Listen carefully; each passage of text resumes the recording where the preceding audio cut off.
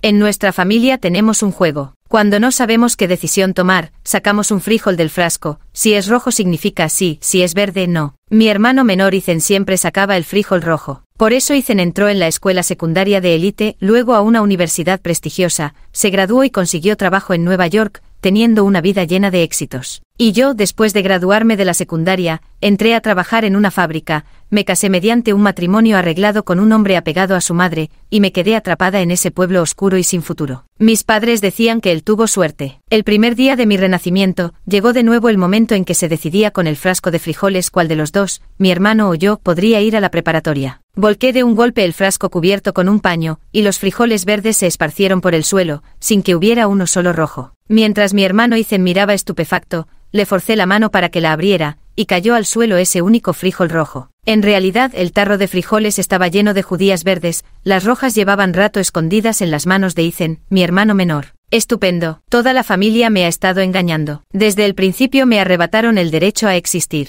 Una vez descubiertos, mis padres dejaron caer por completo su falsa máscara de equidad. Me ataron en el sótano oscuro, donde solo encendieron una solitaria vela junto a la pequeña ventana. Me azotó con el cinturón hasta dejarme medio muerto. Mi padre, David, dijo, te di la cara y no la quisiste. Mi madre dijo, no le golpees la cara, que después no se verá bien. Mi hermano Ethan no dijo nada. Los privilegiados no necesitan hablar, pueden tomar todos los recursos de la familia, incluso mi vida, para dárselos a él. Así fue en la vida pasada. Cuando se graduó para quedarse trabajando en Nueva York, se llevó todos los ahorros familiares y el dinero que mis padres ganaban labrando la tierra, y aún dijo que no era suficiente. ¿Qué más podían hacer mis padres? No podían permitir que los familiares y amigos se enteraran, sería una vergüenza. No tuvieron más remedio que pedirle prestado a mi esposo, Kevin. A Kevin le importa mucho el que dirán, así que les dio $5,000 a mis padres. Cuando mi suegra se enteró, se le partió el corazón y no pudo contener las lágrimas, instigando a Kevin para que me golpeara. A Kevin le costó, pero le importaba su imagen. Así que cuando me levanté al baño a medianoche, me dio una patada traicionera por la espalda. Estaba embarazada de 8 meses cuando me caí al suelo.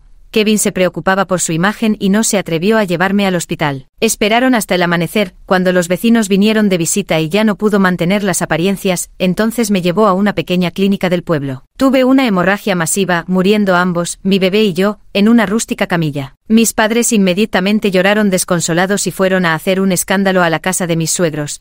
Siguió importándole su imagen a Kevin. Perdí decenas de miles de dólares y dejé que se llevaran mi cadáver. Mis padres tomaron el dinero y fueron a Nueva York a buscar a mi hermano menor, Ethan. Antes de irse, vendieron mi cadáver y ganaron otro dinerito. Mi familia materna quedó satisfecha y todos me elogiaron, diciendo que mi muerte había sido valiosa. Mi familia política sufrió una desgracia inesperada y todos me culparon, diciendo que me había perjudicado a mí misma y a los demás. 2. Observé cómo la vela en la rejilla de ventilación se consumía por completo, me libré de las ataduras y salí arrastrándome por la ventilación del sótano. Por suerte la rejilla era lo suficientemente ancha. Por suerte estaba lo bastante delgada por el hambre. Por suerte las cuerdas estaban mal amarradas. Caminé desde el pueblo hasta la ciudad, toda la noche. Conozco este camino, es la ruta que lleva al instituto y también el camino a la casa de la tía Carol en la ciudad. A las 7:30 de la mañana, la tía Carol salió a trabajar y al abrir la puerta me encontró desmayado en la entrada de su casa. La tía Carol y mi prima Jessica me llevaron al hospital. El médico me examinó, desnutrición crónica, anemia. Comparado con eso, las heridas en mi cuerpo realmente no eran nada. Todos los frijoles del tarro eran verdes, murmuré sin cesar en mi delirio. Cuando desperté, me arrodillé ante la tía Carol. Le rogué que no me enviara de vuelta. La tía Carol probablemente entendió de qué se trataba. No avisó a mis padres y me permitió quedarme en su casa. Me atreví a correr a casa de la tía Carol para pedir ayuda porque en mi vida pasada,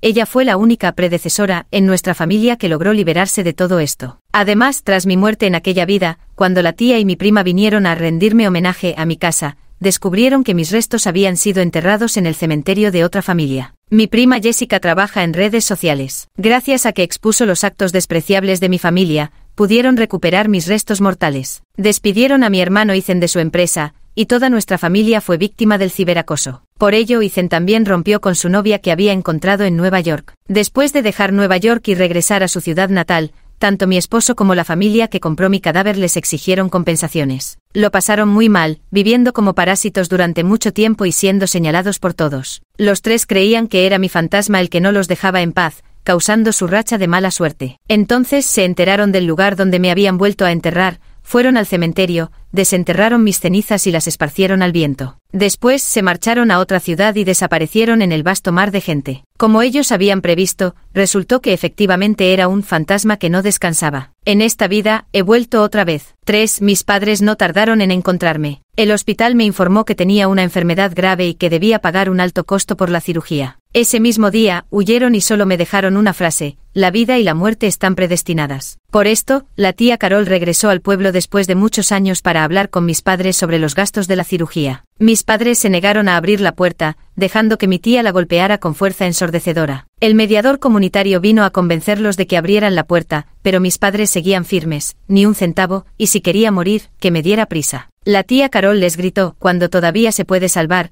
ya están maldiciendo a su hija para que se muera pronto. Mis padres respondieron con total convencimiento: los pobres no tienen derecho a enfermar. Morir pronto por enfermedad también es acumular virtudes, para no ser una carga para la familia. La tía Carol les exigió que firmaran un documento para cederme a ella, y que a partir de entonces mi vida o muerte no tendrían nada que ver con ellos. Mis padres no estaban de acuerdo, alegando que como no me había casado, incluso muerta seguiría siendo un cadáver de su familia. El mediador de la comunidad vio sus intenciones y les advirtió: ¿quieren dejar morir a su hija para luego vender el cadáver? Traficar con cuerpos humanos es un delito grave, suficiente para que pudran en la cárcel. En realidad, si pudieron costear la educación secundaria tanto para mi hermano como para mí, es que mi familia no estaba tan pobre como para llegar a ese extremo. Pero creían que al morir soltera, mi alma quedaría errante y sin dueño. ¿No era perfecto vender también el cadáver para ganar otro dinero? Esta idea tan sencilla y considerada dejó a la tía Carol completamente repelida. ¡Qué padres más desalmados! Grace debe quedarse conmigo. Mi padre, David, dijo con extremo desdén: hermana, si ya te han expulsado de la familia, ¿para qué te metes con mi hija? ¿Quieres que acabe como tú, echada de casa? La tía Carol lo regañó a mi padre como si no hubiera un mañana. Si nuestros padres fueron tan mezquinos conmigo, mira en lo que te has convertido, un miserable. Sigue tratando así a tu hija, ya verás cómo acaba tu hijo después. Mírate qué patético. Ya se ve que vuestra rama de la familia está maldita, para acabar criando a un desalmado como tú. Como si me importara esa familia de mierda. En vida fueron unos pobres miserables, y hasta muertos seguirán siendo unos pobres de solemnidad. No me daba 3 frases sin mencionar la pobreza,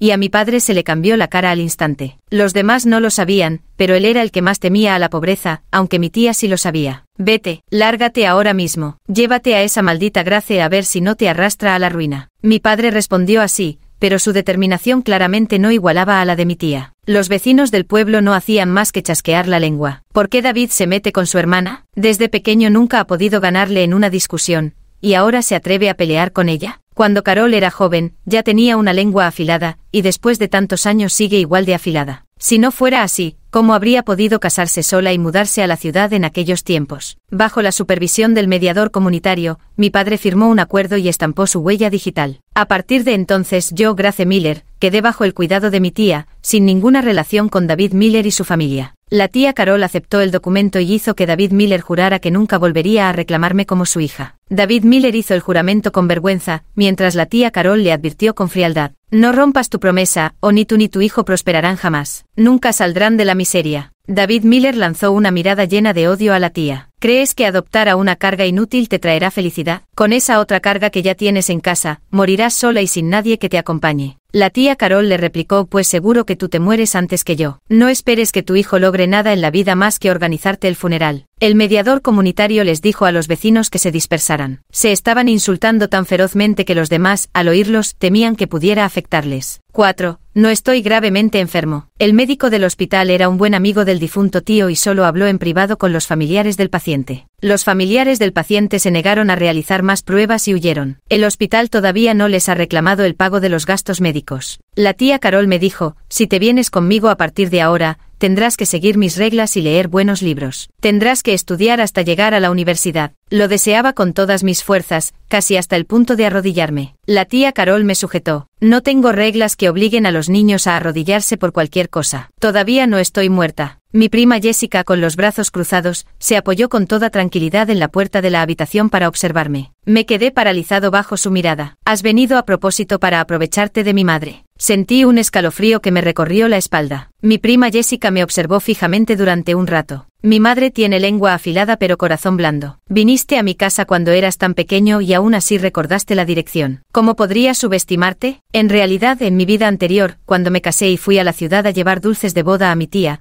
ya había estado allí una vez. Por eso lo recordaba. Recuerdo todavía la mirada que me lanzó mi tía cuando cogió los dulces de boda, mirando alternativamente a Kevin y a mí. Era una expresión entre resignada y compasiva, sin el menor asomo de alegría o felicitación. Hasta el más despistado habría entendido que mi matrimonio era una tragedia. Después de agachar la cabeza un buen rato, finalmente le dije a mi prima Jessica: estudiaré mucho, llegaré a la universidad y luego recompensaré a mi tía y a mi prima. La prima Jessica sonrió. No tienes que recompensarme a mí, solo a mi madre. Con esas caras amargas que ponen en tu familia, con verlas una vez no quiero verlas nunca más. Total, yo me voy a estudiar a Nueva York, así que hazme el favor de acompañar a mi madre como si fueras un gatito o un perrito. Y no te atrevas a contactar a tus padres biológicos a escondidas. No me sentí afectado por las palabras de mi prima Jessica. Todo efecto tiene su causa. En boca de los adultos de mi familia, mi tía era la hija más desobediente e ingrata, la hermana mayor más desagradecida. En fin, normalmente no se la mencionaba mucho, pero en las festividades, cuando se la mencionaba, inevitablemente recibía insultos durante varios días. Por otro lado, ¿qué buena impresión podrían tener mi prima y sus familiares sobre mi familia? 5. Las vacaciones de verano han terminado. Mi prima Jessica irá a la universidad en Nueva York, así que puedo ocupar su habitación. Después de la muerte de mi tío, mi tía y mi prima dependieron la una de la otra. Ahora que mi prima se va, aunque mi tía no pierde ocasión de decir lo que piensa, en el fondo no soporta la separación. Desde que salieron de casa hasta que llegaron a la estación, madre e hija no dejaron de discutir ni un momento. Al llegar a la estación, mi prima se asomó por la ventana del autobús para despedirse agitando la mano. Le pregunté a mi tía por qué mi prima no viajó en avión. Mi tía me lanzó una mirada impasible que no sé por qué volvió a helarme la espalda. En mi familia no sabemos disfrutar como la tuya. Con lo que cuesta un billete de avión, podríamos vivir medio mes. Pregunté esto porque en mi vida pasada, desde que Ethan, mi hermano menor, comenzó su segundo año universitario, cada año tenía que comprar boletos de avión para ir y venir, y cada vez yo era quien pagaba. La familia de mi tía no era tan adinerada como yo imaginaba. En mi limitada experiencia, vivir en un complejo residencial con áreas verdes y administración de propiedad ya era considerado ser rico. No tenía ni idea de lo que era una política de asignación de vivienda por parte de la empresa. Mi tía tampoco se molestó en explicarme más al respecto. Ella me pidió que hiciera un plan de estudio para mi preparatoria. Me puse rojo de la vergüenza y pasé mucho rato pensando, pero no lograba entender cómo se escribe un plan. Mi tía me lanzó una mirada de decepción frustrada. Es que eres muy inteligente. Tuviste buenas notas en el examen de ingreso al bachillerato, ¿crees que porque pasaste de la escuela secundaria rural al instituto de la ciudad vas a poder seguirlo sin problemas? No me quedó más remedio que responder tímidamente que nadie me había enseñado lo que era un plan de estudios. La tía volvió a preguntar, entonces, ¿cómo estudiabas antes? Mis recuerdos parecían de otro siglo. En mi vida anterior, cuando morí a los 24 años con 2 vidas en mi vientre,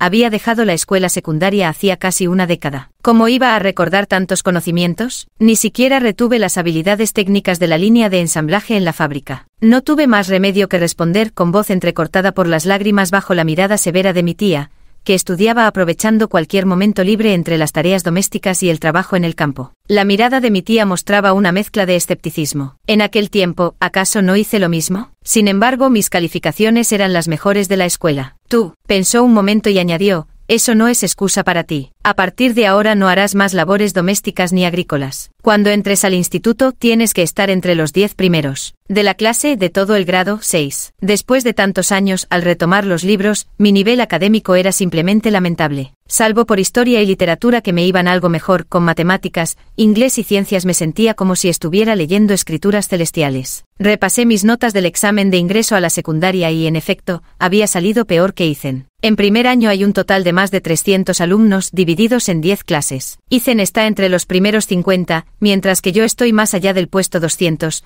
La diferencia no es poca cosa. Según los resultados académicos, en realidad Ethan no podía entrar en la mejor clase, el grupo 1. El día de inicio de clases, mi tía y yo vimos con nuestros propios ojos cómo David se inclinaba servilmente ante el profesor Peterson, el tutor del grupo 1. Ethan estaba allí de pie, erguido como un joven álamo. El profesor Peterson observó a Ethan con una mirada indiferente y finalmente se los llevó. Nunca había visto a David halagar a alguien así, tampoco sabía que un padre podía llegar tan lejos por su hijo. Mi tía también movió sus influencias y logró que me transfirieran al grupo 3. Del grupo 1 al 3, los adultos ya habían hecho tanto por ampliar la brecha entre nosotros. El resto depende de mí. Mi tía ya ha hecho suficiente por mí, aunque sus palabras no son amables. No soy tus padres, no puedo apoyarte en todo tu crecimiento como ellos hacen con tu hermano. Tienes esta única oportunidad en estos 3 años, si la pierdes, se habrá ido. Es cierto, si el cielo me ha permitido volver a este momento, es porque sabe que mi resentimiento comenzó justo aquí. 7. Nuevo semestre, me encontré con Ethan en el comedor. Ethan fingió no conocerme y se apartó de un salto. Por lo que pude ver, en su mirada no había remordimiento, sino desprecio. Fue como aquella vez en mi vida pasada,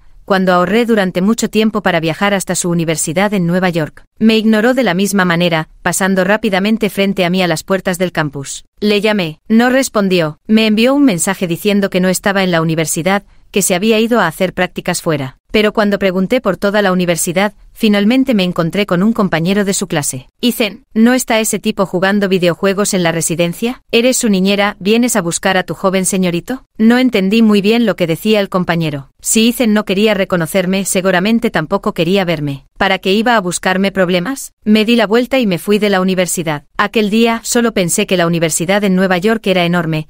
Resulta que había autobuses del campus para ir desde los edificios de clases hasta la entrada principal. ¿Por qué una universidad puede ser más grande que una fábrica? ¿Por qué su vegetación es más hermosa que un parque? Edificios como la facultad y otros parecen verdaderas obras de arte. El alojamiento en Nueva York es muy caro, solo me quedé un día y me fui. Ni la Estatua de la Libertad, ni Times Square, ni el Museo Metropolitano, no vi nada de eso. Solo quería regresar, porque si me retrasaba en el camino, me descontarían el sueldo en la fábrica. El mundo al que Ethan tenía acceso y el mundo al que yo tenía acceso eran completamente distintos desde el primer día de la escuela secundaria. En ese entonces aún me engañaba a mí misma pensando que tener un hermano en Nueva York sería una ayuda para mi futuro. Pero, ¿qué clase de ayuda? Más bien era chuparme la sangre con mayor codicia. 8. Estimulado por Ethan, estudiaba con un esfuerzo excepcional. Además de asistir a las clases, por las noches en el dormitorio también me sumergía en los estudios. El ambiente de estudio en la clase 3 era más relajado, todos teníamos un rendimiento académico medio, por lo que tampoco había una atmósfera de competencia especialmente tensa. Cuando otros veían lo arduamente que estudiaba y luego echaban un vistazo a mis calificaciones en los exámenes de clase, simplemente se reían sin decir nada. Pero yo no me atrevía a detenerme, porque cada vez que cerraba los ojos, veía escenas de habichuelas verdes que se caían una por una de mis manos. Parece como si mi vida hubiera sido completamente negada, desvaneciéndose poco a poco. Para los exámenes parciales, me quedé con los ojos rojos de tanto estudiar y finalmente obtuve algunos resultados. Mi nombre apareció entre los primeros 100, ni más ni menos, exactamente en el puesto número 100. El profesor Davis, nuestro tutor, me elogió especialmente en clase. Después de todo, avanzar más de 100 puestos en medio semestre ya es bastante destacable. Pero cuando la clase 3 vio mis calificaciones y ranking, pensaron, ¿no es este justo el nivel de la clase 3? Y ni siquiera estás en lo más bajo del grupo. Aunque nadie se burló de mí abiertamente, pude ver la mofa en sus miradas. 9. Ethan avanzó constantemente y sigue estando entre los primeros 50, pero ya se siente con derecho a sermonearme. Grace, ¿para qué sigues viniendo a la escuela? ¿No es suficiente vergüenza con esas calificaciones? Lo miré con indiferencia. Cuando me golpearon hasta casi matarme, él no dijo nada. Cuando mis padres me abandonaron en el hospital, él no dijo nada. Pero ahora que mis notas mejoraron un poco, sí abre la boca. Ethan, ¿y tú para qué vienes a la escuela? Para bajar el promedio del grupo 1 y luego venir a darte ínfulas al grupo 3. Si tanto te enorgullece, mejor transfiérate para ser cabeza de ganso aquí, ¿no? Deja de arrastrarte como cola de fénix en el grupo 1. ¿Acaso saben en tu clase que eres tan descarado? Ethan se quedó paralizado. Antes, ¿cómo me habría atrevido a regañarlo siquiera una vez? Ahora, cada palabra puede atravesarle el corazón. Ethan me señaló con el dedo. Grace, ¿cómo te atreves a insultarme?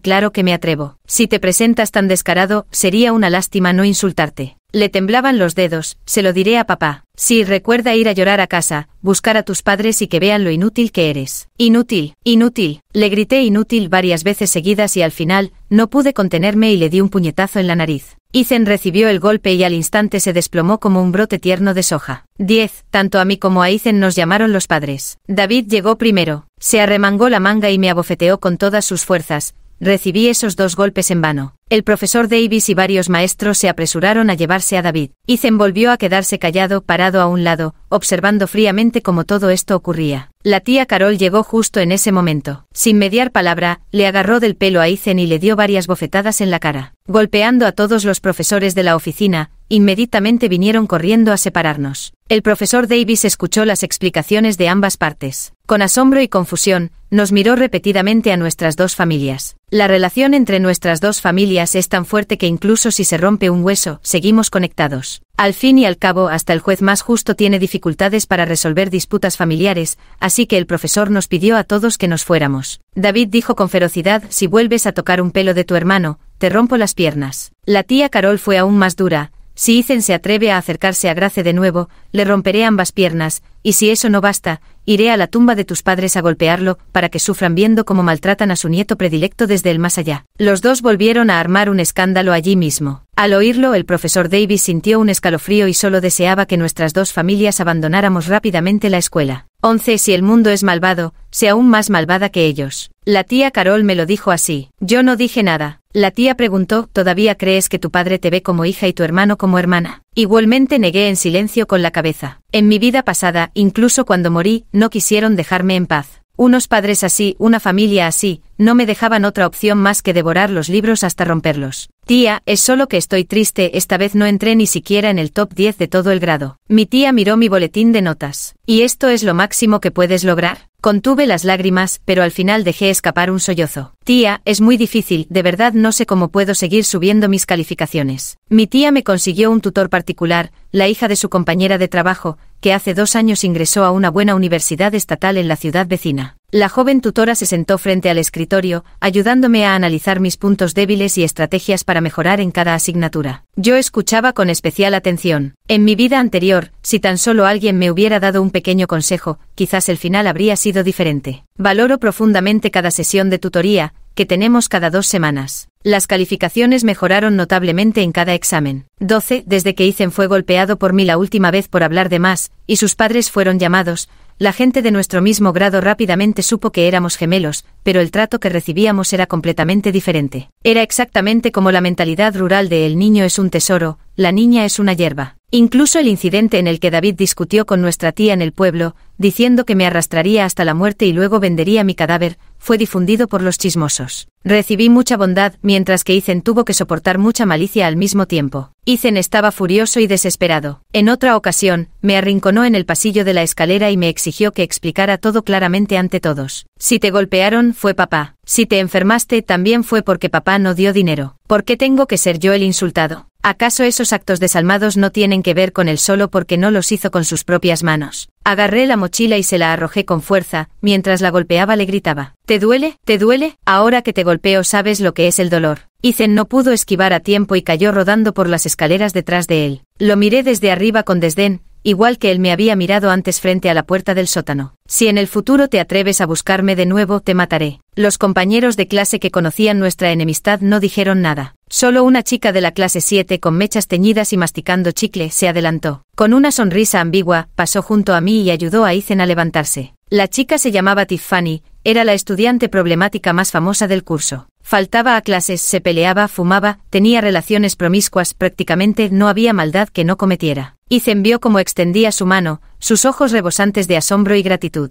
Los engranajes del destino habían comenzado a girar. Pues que giren hasta morir. 13. Nuevamente había golpeado a Ethan, y los profesores de la escuela se enteraron. Los maestros solo avisaron a David para que viniera a recogerlo, sin atreverse ni por asomo a buscar a mi tía. Temían que nuestras dos familias terminaran peleándose en la escuela como si fuera un combate de boxeo. Pero después de haber golpeado 2 veces al tesoro de la familia Miller, ¿cómo iba David a perdonarme? Me encontró en mi clase avanzando a grandes zancadas y lanzándose sobre mí para golpearme. Aprendí a ser más listo. Salí corriendo directamente del aula, aprovechando mi conocimiento del terreno para escapar mientras gritaba «socorro». Quería que toda la escuela supiera que David Miller no era un ser humano. Así, la reputación de Ethan quedaría aún más manchada y se corroborarían esos bochornosos asuntos familiares que circulaban entre los chismosos de la escuela. David estaba tan furioso que su rostro se enrojeció, se detuvo jadeando pesadamente y sus dedos temblorosos no lograron impedir que me alejara corriendo. Me volví para mirarlo y le lancé una sonrisa desafiante, aunque en mi corazón también ardía una tristeza profunda. Nunca más volvería a alcanzarme, nunca más tocaría ni un solo pelo de mi cabeza. Nunca más volvería a aplastarme con su supuesta autoridad paterna. Los profesores y guardias de seguridad de la escuela llegaron y calmaron a David. Me pidieron que me disculpara con los mayores. Sonreí. Puedo disculparme, pero será porque es mayor, porque tiene rango. Pero que no espere volver a pegarme. Si me pega, yo le pegaré a Ethan. Las venas del cuello de David se hincharon. No te atreverás. Me levanté golpeando la mesa, con gruesas lágrimas brotando de mis ojos. Aunque lloraba, respondí a gritos. A ver si me atrevo, dijo David como si fuera lo más normal. Soy tu padre, grité, no te lo mereces. Cualquier deuda de crianza ya la pagué con mi vida. Los presentes, tanto profesores como alumnos, se conmovieron profundamente. Creían que me refería a cuando me abandonaron a morir en el hospital. En realidad, hablo de mi vida pasada. Este asunto quedó en tablas y jamás se resolvió. Podría decir que fue la primera vez que experimenté los beneficios de ser una arpía. 14 en los exámenes finales del primer semestre de primer año de secundaria,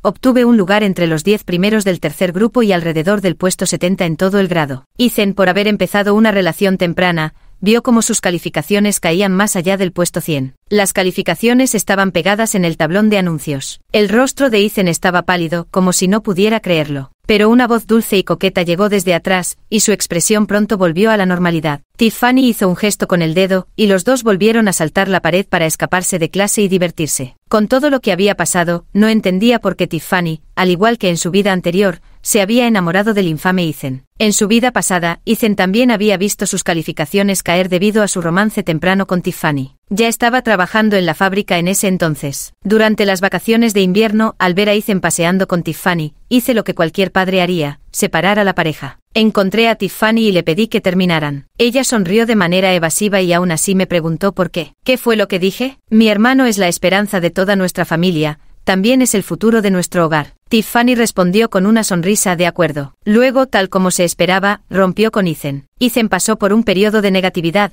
pero pronto se sumergió en sus estudios. Esta vez que se vayan al diablo la maldita esperanza y el futuro. 15. Llegó el año nuevo chino y mi tía me pidió que me quedara en su casa. Me sentía indeciso y un tanto incómodo. ¿Acaso este lugar no es mi hogar? Mi prima Jessica regresó de Nueva York, me abrazó y preguntó. Entonces, ¿a dónde puedes ir? Si no duermes en el suelo, ¿acaso seré yo quien lo haga? Pero al final, mi prima terminó compartiendo la cama conmigo. Durante las fiestas era inevitable recibir visitas de familiares. En casa de mi tía, eran principalmente los parientes del lado de mi tío político quienes más venían. Me preguntarían mi identidad y luego mostrarían expresiones significativas. Decir que no es vergonzoso sería mentira. Sin embargo, de sus bocas logré reconstruir algunos fragmentos del pasado. Cuando mi tía y mi tío se casaron, mis abuelos no les dieron su bendición y las dos familias terminaron enemistadas. Todos estos años, aunque no les gusta mi familia, siempre han tenido una actitud diferente hacia mi tía. Aunque la tía era una mujer temperamental, trataba bien a la familia de su marido. Por ejemplo, cuando la cuñada sufrió violencia doméstica, fue ella quien se puso al frente y llevó a los parientes políticos a exigir justicia. En el divorcio, el reparto de bienes y la custodia de los hijos, todo lo manejó de manera admirable. Incluso después de que el tío falleció, nadie en su familia se atrevió a menospreciarla. La tía aún mantenía una posición de autoridad indiscutible en la familia de su esposo. Entre los parientes, una mujer de mediana edad me agarró de la mano y me susurró en voz baja. Sobrina, en el futuro debes corresponder bien a tu tía,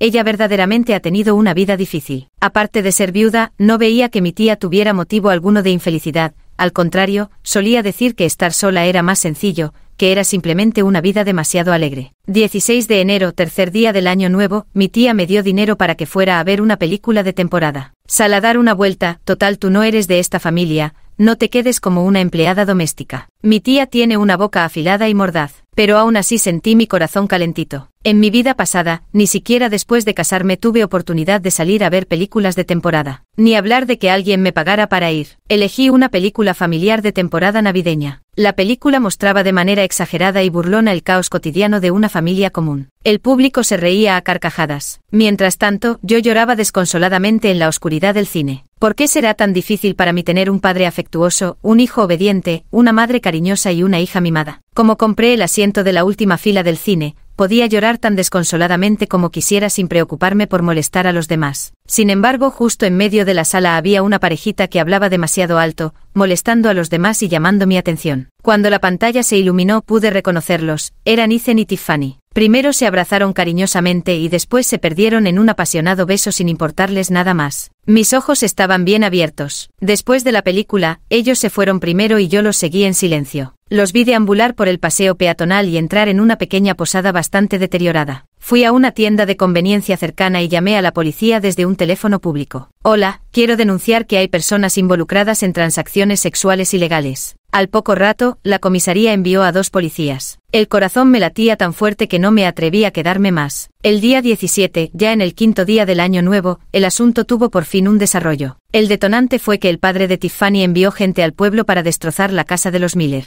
No se salvó ni un solo objeto valioso, todo quedó hecho añicos. David no se atrevió ni a respirar, solo se arrodilló suplicando que perdonaran a su amado hijo. El líder del grupo, con rostro lleno de cicatrices y músculos tensos, soltó una risa cruel. ¿En qué estás pensando? No solo lo golpearé a él, sino también a ti. ¡Qué asqueroso bastardo hijo de perra! En la comisaría no decían que era menor de edad y que todo era consensuado. Si es menor y se atreve a dañar a una muchacha, los mataré a golpes. El pobre padre e hijo quedaron tan maltratados que uno parecía un perro mojado y el otro tenía la cara hinchada como una cabeza de cerdo, vamos, que no quedaba ni rastro humano en ellos. La tía Carol recibió noticias tras muchas vueltas y se le quedó la cara negra un buen rato. Pillaron a tu hermano en un motel con su novia, y los padres de la chica han destrozado vuestra casa, tú. Me quedé sin aliento del susto. ¿Vas a volver a echar un vistazo? Inconscientemente negué con la cabeza. Mi tía me lanzó una mirada rápida, como despreciando mi cobardía, y salió de la casa cargando su bolso. Mi prima Jessica soltó una carcajada. Cogidos en un motel durante el año nuevo, y luego su casa destrozada. Este año seguro que será próspero y auspicioso, jajaja. Después de reír, añadió pensativa,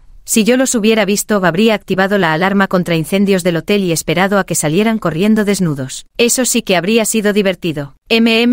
Yo permanecí en silencio. 18, nuevo semestre. Ethan no vino a la escuela. Tiffany fue enviada al extranjero por su familia. Sus historias fueron distorsionadas en múltiples versiones, extendiéndose por todas partes. Desde antes circulaban rumores en la escuela sobre Tiffany teniendo relaciones promiscuas, abortos y otras conductas que denotaban falta de amor propio. Esto, en comparación, realmente no es nada, su antigua amiga dijo con desdén. ¿Y qué? Tiffany iba a estudiar en una escuela internacional de todas formas, y luego a estudiar en el extranjero. Allá son mucho más liberales que nosotros. Ese palurdo de Ethan. Tiffany solo está jugando con él porque nunca ha salido con un chico tan inocente que no ha visto nada del mundo. Donde hay un don Juan, hay una doña Juana. ¿Dónde está el daño si nadie se toma nada en serio? Pero Ethan era diferente. Aunque lo habían dejado hecho trizas, aún forcejeó por seguir a Tiffany hasta su casa. Tiffany ni siquiera lo vio. El padre de Tiffany directamente ordenó que lo sacaran a empujones. David se apresuró a venir, y casi tuvo que arrodillarse para rogarle a su querido hijo, Ethan,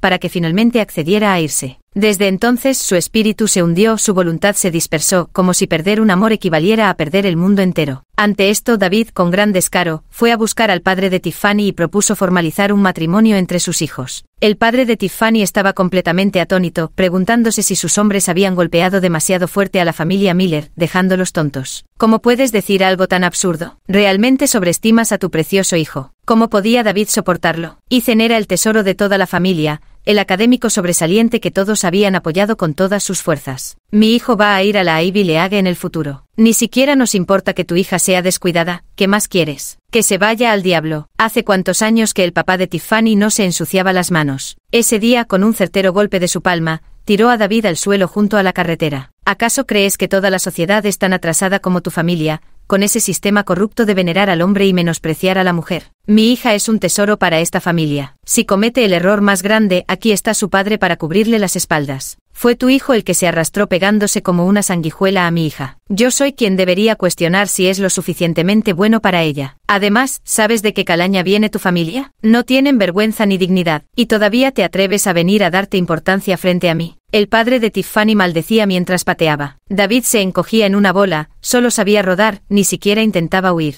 Cuando el padre de Tiffany se cansó de golpearlo, arrojó despectivamente unos billetes de 100 yuanes que cayeron sobre el cuerpo de David. No esperes nada más. Gente como tú, quién sabe si usaste a tu hijo para tenderle una trampa a mi hija. Ni en sueños podrían utilizar el matrimonio para apoderarse de la fortuna de mi familia. 19. Cuando este asunto se difundió, todo adquirió un cariz distinto. Se transformó en que Ethan era una revista que embaucó a Tiffany para ir a un motel, y luego hizo que su padre llamara a la policía, buscando arruinar la reputación de la joven. Todo para tener algo con que chantajear a Tiffany y apoderarse de los bienes de su familia. Los rumores nunca se detienen ante los sabios. Muchos fueron testigos de cómo David me golpeó en la escuela, no una sino 2 veces. Si hasta con su propia hija es tan cruel, ¿cómo puede ser bondadoso con los demás? Tomando en cuenta todo lo ocurrido antes, la balanza en el corazón de la gente, sin importar hacia qué lado se incline, nunca se inclinará hacia ellos. Ethan no logró consolidar su amor adolescente, sus calificaciones fueron desastrosas y su salud mental empeoró. Por último, como era de esperar, dejé la escuela. Realmente no me esperaba que las cosas llegaran a este punto. Mi prima Jessica fue a la universidad y, como si estuviera siguiendo una serie, incansablemente llamaba para mantenernos al tanto de todos los chismes. La tía respondió con irritación. Como ha abandonado los estudios, ¿qué más puede hacer? Que se ponga a trabajar directamente. Sí, claro. En la limitada comprensión de mis padres, los trastornos psicológicos simplemente no existen. Si alguien los tiene, es porque está siendo dramático. ¿Puede un hombre ser melindroso? Claro que no. Si no sirves para estudiar, pues a trabajar, se ha dicho. No podía quedarse en casa para siempre, de lo contrario, el futuro de la familia Miller no tendría salida alguna. Después de esos días, me dediqué tranquilamente a estudiar en la escuela. De primero a tercer año de preparatoria, fui mejorando poco a poco mis calificaciones en todas las materias, hasta que finalmente logré entrar entre los 10 mejores de todo el grado. A veces, cuando me relajo y miro por la ventana a los estudiantes que deambulan por el campus, todo me parece tan fluido y tranquilo que casi no parece real. Sin embargo, justo un mes antes del examen de acceso a la universidad, mis padres, con quienes no había mantenido contacto durante más de 2 años, volvieron a buscarme al campus. Vivo en el internado desde hace un año, en un estado semicerrado. Lo he oído, pero tampoco quiero verlos. El director de clase tampoco podría arriesgarse a permitir que me vieran en un momento tan crítico como este. Se los llevaron. Les pregunté por qué querían verme y el profesor tutor inventó una excusa torpe para salir del paso. No me apetece volver a preguntar, seguro que no es nada bueno. El día del examen de ingreso a la universidad, muchos padres acompañaron a sus hijos hasta la puerta del aula de exámenes. La tía no vino, dijo. Tú no eres hijo de esta familia. Con ocuparme de tus estudios y tu vida es suficiente, ¿para qué quieres que me preocupe de más? Una expresión mezquina y desagradecida. En realidad, ella no quería que me sintiera inferior ni que pensara que le debía un enorme favor. Estos 3 años, si no fuera porque ella me dio un techo donde resguardarme de la lluvia y el viento, ya habría vuelto a caer en el mismo camino de mi vida pasada trabajando en la fábrica. Crecer de forma salvaje, soportando tormentas. También es mejor que ser un brote de judía mungo que se rompe desde la raíz con la primera ráfaga de viento fuerte. 21. Justo después del examen de ingreso a la universidad, me encontré con mi tía fuera del aula de exámenes. Mi tía me recogió en coche para llevarme a casa, y su semblante no era el habitual. Una vez en casa, finalmente soltó: tu padre quiere demandarme, dice que le he robado a su hija. Me quedé perplejo, después solo me quedó una sonrisa fría. Ni hablar de ir a los tribunales, incluso si llega al Tribunal Supremo, me atrevería a enfrentarlo en el juicio. ¿Acaso alguna de sus acciones en el pasado fue propia de un ser humano? Ya cumplí los 18, ¿qué custodia cree que puede disputar? Fue mi tía quien finalmente me contó que Ethan, mientras trabajaba en la línea de producción de la fábrica, sufrió un accidente por manipulación incorrecta. Se lesionó la mano izquierda y quedó discapacitado. La indemnización de la fábrica resultó ser apenas una gota en el océano para cubrir las necesidades futuras de toda la familia. Por eso ahora los padres de la familia Miller se acordaron de que tenían una hija. Me exigieron que regresara para mantenerlos en su vejez, además de cuidar a ese inválido de Ethan. Estas palabras de ladrón no podrían venir sino de quienes en mi vida pasada esparcieron mis cenizas al viento. A los 22 años, cuando salieron los resultados del Gaokao, mi puntaje podría haberme llevado a alguna universidad de la Ivy League. Mi prima Jessica me sugirió postular a una universidad en Nueva York, para que al graduarnos pudiéramos compartir departamento y dividir el alquiler. Ay, ¿qué pude hacer por ella durante esos 4 años universitarios? Incluso cuando quería cuidarme lo disfrazaba como un cálculo lejano y premeditado. Boca dura pero corazón blando. El día del banquete de despedida, varias clases de nuestra escuela se unieron para reservar todo un piso del hotel. Un ir y venir de gente bullicioso y extraordinario. Incluso llegó Tiffany, que estaba en el extranjero. En pleno festín, David hizo su gran aparición, trayendo consigo a su esposa e hijo con gran pompa. Me acusó en público de falta de piedad filial, de negarme a reconocer a mis padres y de no querer mantenerlos a ellos ni a mi hermano discapacitado. Si hubiera sido hace 3 años, la gente, al no conocer la verdad, podría haber sido engañada por su histriónica actuación. Pero en primer año de preparatoria,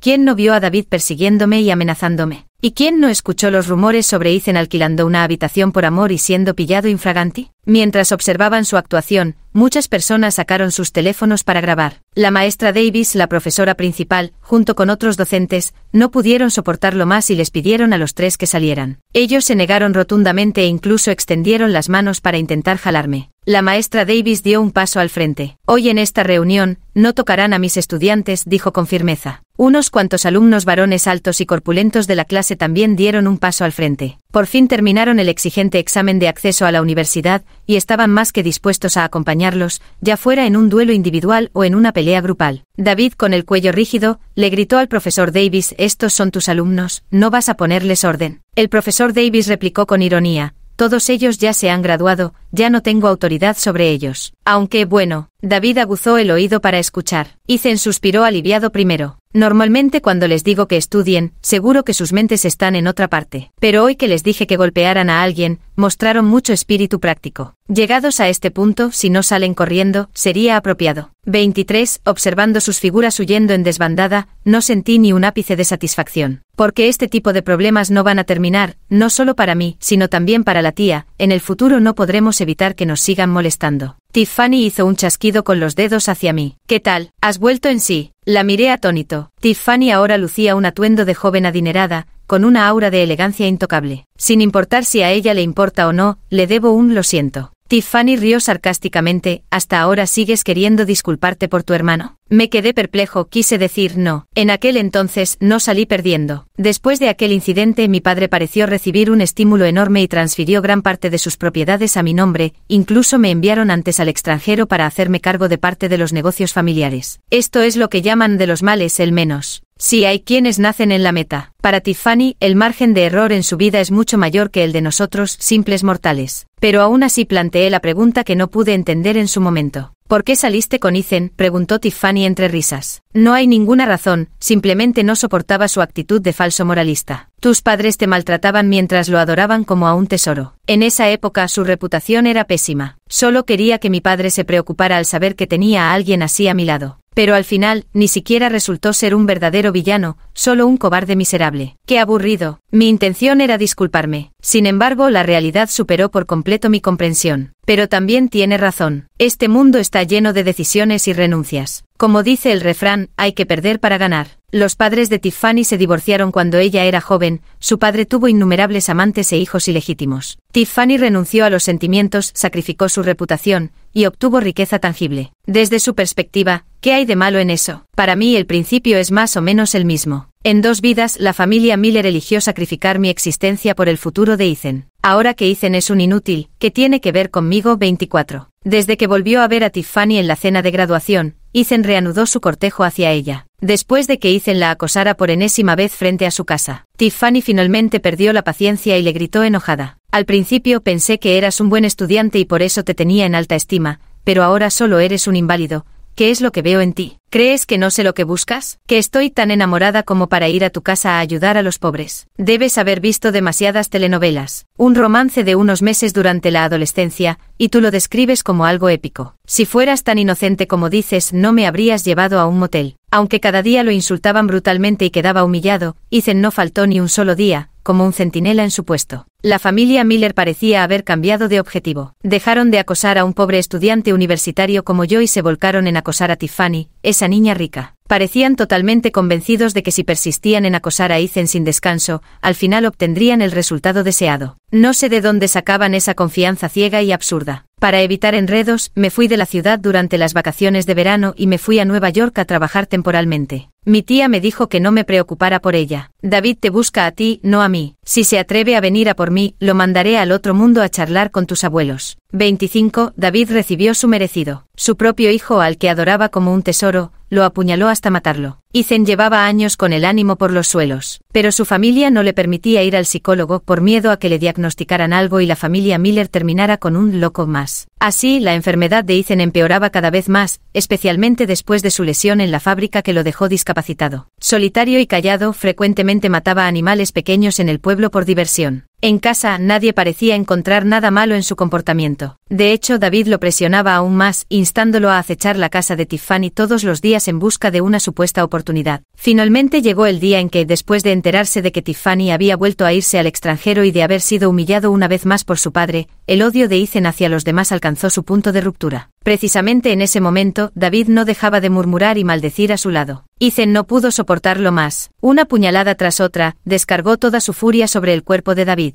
En la comisaría, sin importar cuánto le explicaran los policías, mi madre seguía exigiendo que liberaran a Ethan. Incluso después de la muerte de David, justo antes del funeral, mi madre todavía fue a causar un escándalo. La razón fue que para el entierro de David, se necesitaba un hijo piadoso que abriera el camino y lo despidiera en su último viaje. Justo como la tía Carol había predicho, seguro que tú morirás antes que yo. No esperes que tu hijo logre nada en la vida excepto organizar tu funeral. La tía Carol también asistió al funeral. El final de David fue aún más trágico e irónico de lo que ella había imaginado. Fue asesinado por su propio hijo, por eso no tuvo descendencia que lo velara al morir. David, ¿qué pecado cometiste en tu vida pasada para merecer un final así? Mi madre estaba a mi lado quemando papelitos, llorando hasta quedarse ronca. Debes resignarte, de todos modos Grace no va a volver, y Ethan no mató a propósito, seguramente podrá regresar. Esta palabra, la tía la decía con sincero consuelo, aunque al escucharla todavía resultaba ofensiva. Los aldeanos, al ver a la tía, no pudieron evitar preguntarle, ¿también viniste a despedir a David? La tía respondió, ¿acaso vine a elegir un pedazo de tierra para ver dónde me enterrarán después? El feng shui de este lugar de mierda simplemente no sirve. Los aldeanos le suplicaron que dejara de hablar, temiendo su boca. Lo bueno nunca se cumple, pero lo malo se cumple con creces. La tía no tuvo más remedio que rectificar.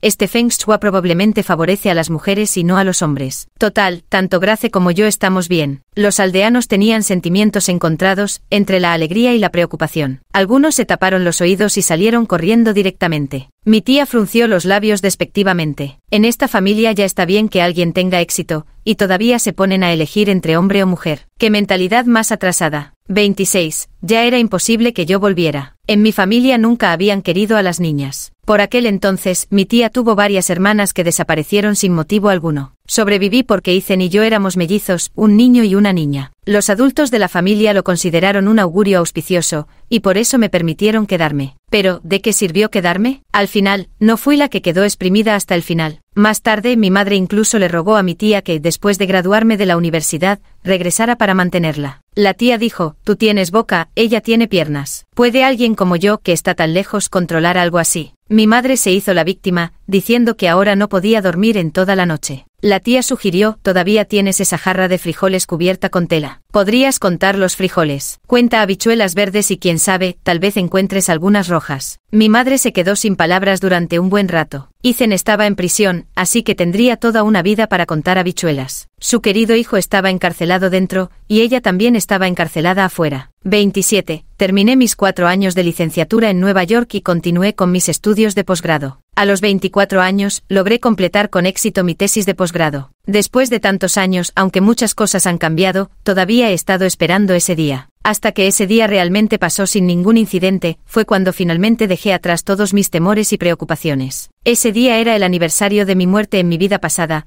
el día en que morí junto con mi bebé en una pequeña clínica del pueblo. Después de pasar ese día tranquilamente, llamé a mi tía. Era evidente que mi tía acababa de despertar, su voz sonaba congestionada. Grace, ¿no estás muerta? Me reí. Tía, te extraño. Al otro lado del teléfono, mi tía no aceptó mi afecto. ¿Así que eres tú quien me extraña? No me extraña que haya tenido una pesadilla. Soñé que dabas a luz y morías, y luego tus padres te vendían. Jessica y yo tuvimos que luchar para recuperar tu ataúd. Sentí un nudo en la garganta. ¿Y no soñaste que mis padres, o incluso Ethan, esparcían mis cenizas? La tía quedó asombrada. ¿Cómo lo sabes? También soñé que tu marido Kevin, avergonzado, los encontró y les prendió fuego a la casa. Yo también me sorprendí. En mi memoria, ese marido mimado por su madre, Kevin, tenía un rostro común. Era amable en general y se portaba bien conmigo, aunque demasiado preocupado por las apariencias. No tuve más remedio que pedirle dinero prestado a ese marido. Después nunca más volví al pueblo ni lo volví a ver. ¿Todos murieron en el incendio?, preguntó la tía con cierto pesar.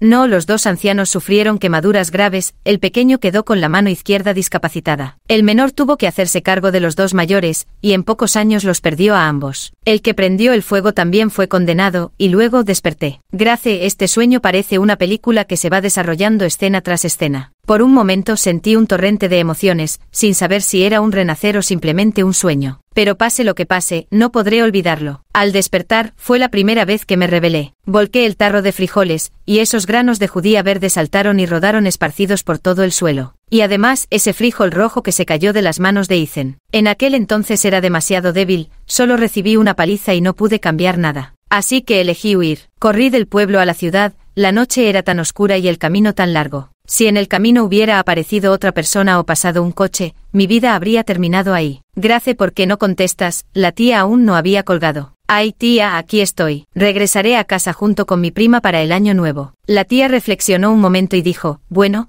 no le va bastante bien a tu prima con su empresa de medios. Pensaba que quizá ir a Nueva York para el año nuevo sería más conveniente. Eso sería estupendo. Al colgar el teléfono, descorrí las cortinas de mi habitación. Afuera ya todo estaba cubierto de nieve blanca. El gran sueño se fue, la nieve caía copiosa. Todo el mundo estaba limpio y desolado. Fin del texto.